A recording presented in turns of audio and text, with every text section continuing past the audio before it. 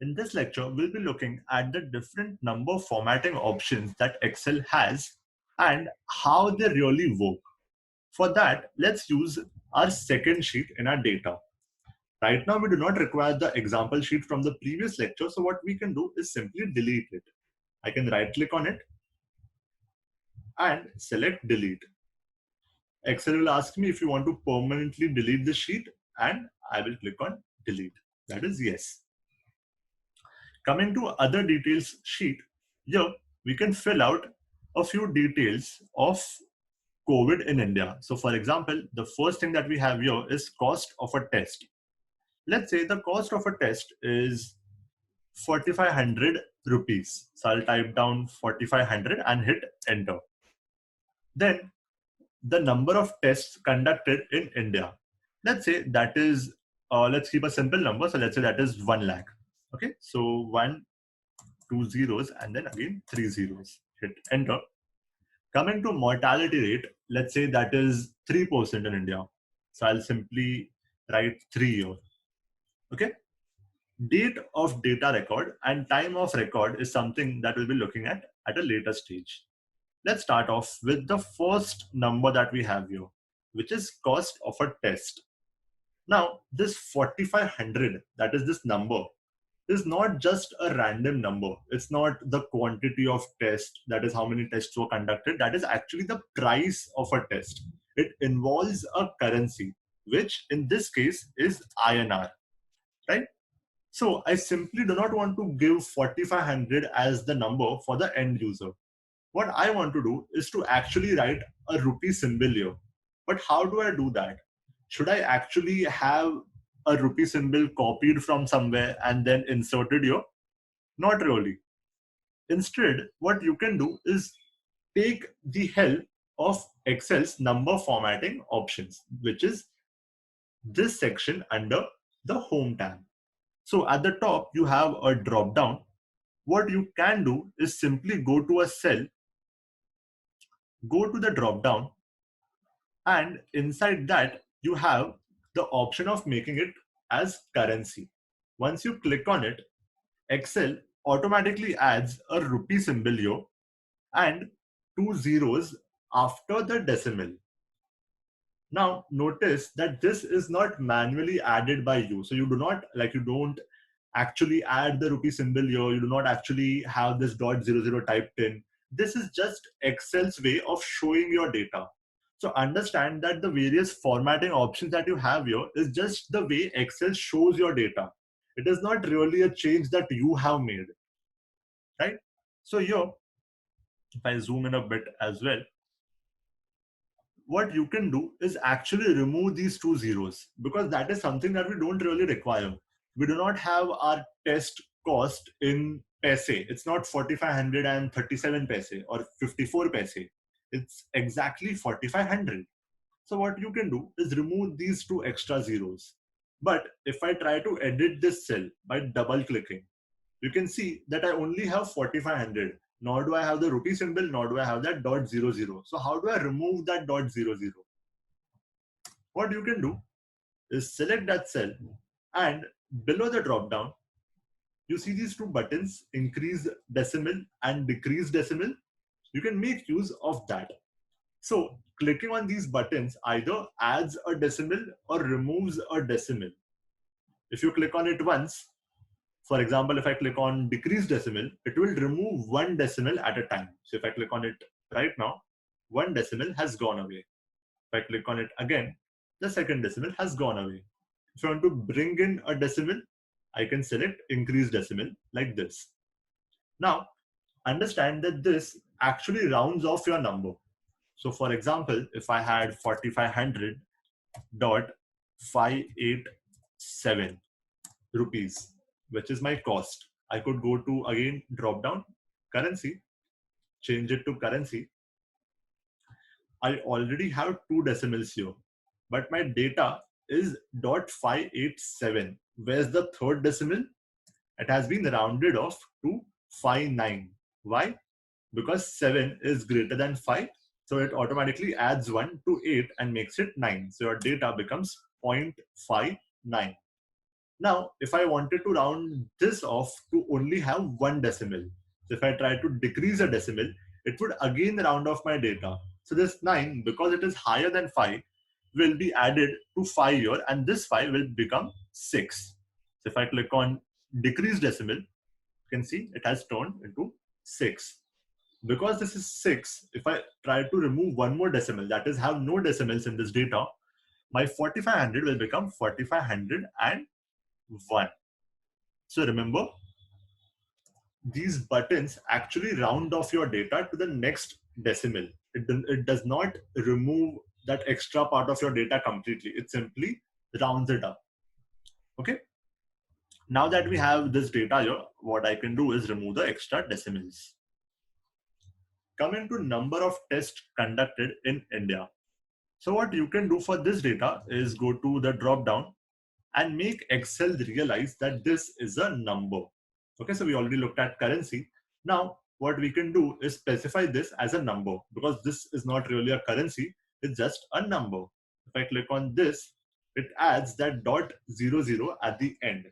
That is something that we don't really require, so we can remove it as well. Now, one more thing that would be really helpful in this case is to have a thousands separator. So right now, this number, because it has a lot of zeros, is not really helping me to understand what the number is in the first look, right? I need to actually pay attention to it, count the number of zeros, and figure out, acha, this is 1 lakh. But what if I don't want to do that? What if Excel could help me out in that? And you bet it can. So what you can do is simply use this option of comma style, which is next to your increase and decrease decimal buttons. You click on it, and Excel will add commas as thousand separators. So you have a comma before, or sorry, after thousands here, and after lakh as well. And so would be the case when it comes to crores. Okay, so now this number is more readable. I know that this is 1 lakh just by looking at the zeros and the commas. Here again, I can remove the decimals, because understand that test cannot be half. No one can have a half of a test of COVID, right? So we can also decrease the decimal here and save up some data space. Okay. Coming to mortality rate. So mortality rate could be in percentages. Simply writing 3 does not help the user understand if it's percentage, 3 as in the 3 people, what is the mortality rate, right? So there are two ways to write down your answer or this mortality rate as percentages.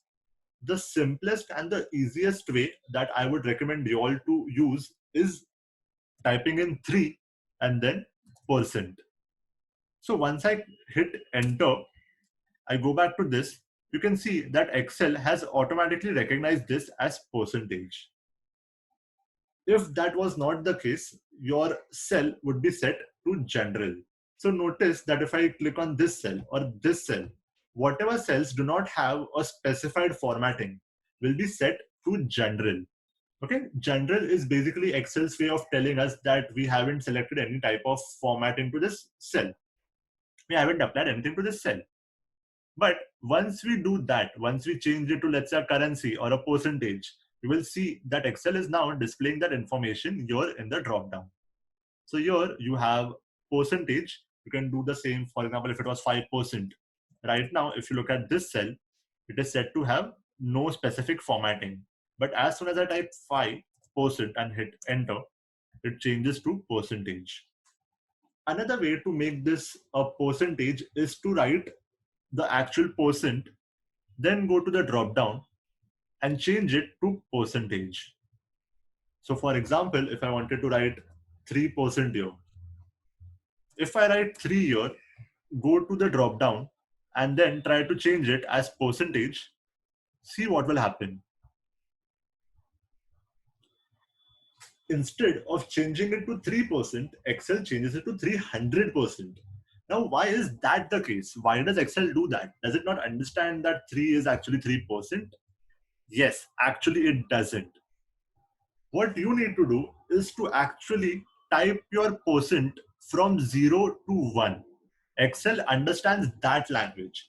So when you want to type in 3% using this method, instead of typing 3, you need to type 0.03. And that will help you change your data using the drop down into a percentage, which is 3%. This happens because percentages lie between 0 to 1. So it is per cent. Cent is 100. So your data will be from 0 to 1. So if you wanted to write 25%, it is not simply 2525. It is actually 0.25. Now, instead of using this long process of writing down something between 0 to 1, then going to the drop down, selecting it as percentage, what you can do is simply write it as the number and then add a percentage, and Excel will recognize it as a percentage. So this is the simple way of doing it. You can always opt for the drop down way. The answer or the value that you get here will remain the same. When it comes to date of data record, let's say we are trying to input today's date. So how do I do that? We have a shortcut for it in Excel, which is Control and the semicolon in your keypad. Then you can hit enter and you get your date here already inserted using the shortcut. Now, if you look at it in the drop down, it is a short date. What if you want to have it as a long date? So when I say what is a long date actually, let's talk about that. Long date is actually where your month is typed as text. So if it's 07, it is July. What you can do is simply go to the drop down and change it to long date, and it will change it to 14 July 2020 instead of being 14/07/2020. Now, this is really helpful because it helps you avoid that process of changing your number to actual month name.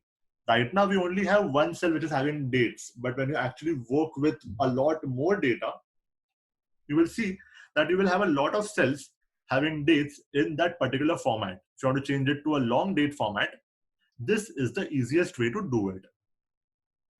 Coming to the time of record, we also have a shortcut for that, which is Control Shift semicolon. So right now it is 5:50. I'll hit enter and you can see that I have the time here. I can change the formatting of this particular cell by going to the drop down and selecting time. Now, this really doesn't affect your data as such, right? Because earlier also we had 1750:00. Right now also we have that. But trust me, changing it into a time format later on helps you a lot. And how does it help you? Why do we have to do all of this? We'll come to that later. So for right now, this is the way to go. Another way in which you can type down your time is by saying AM or PM. So if it's 5:50 PM, I can simply write 5:50 PM. And if I go to the drop down and change it to time, Excel will show me the 24-hour format. For the last thing in this lecture, let's discuss how to change the currency involved here. So right now we have rupee 4500. What if I was showing this data to someone who is based in the US? He might want to see this data in, let's say, dollars. So how do we change this to dollar? Let's say 4500 is, let's say, roughly $40, for example. Okay. Yeah, it is $40. Now, how do I change this dollar to, how do I change this to dollars instead of having rupees? I can simply go to the drop down that is at the bottom here, which is called accounting number format. Click on the drop down, which helps me look at the different currency options that I have in Excel, and I can choose from it. So if I want dollar, I can simply select dollar and my rupee will change to dollar. If I want to have it as euro or Chinese or just pound, all of that, I can select that from here as well. If you want to have more currency options, Excel has currencies for all the countries in the world. You can go to more accounting formats. And from the symbol, you can select whatever you want. Okay, you have a list of options. Once done, you can simply hit enter and have it here. So that's it for this lecture, and I'll see you in the next one.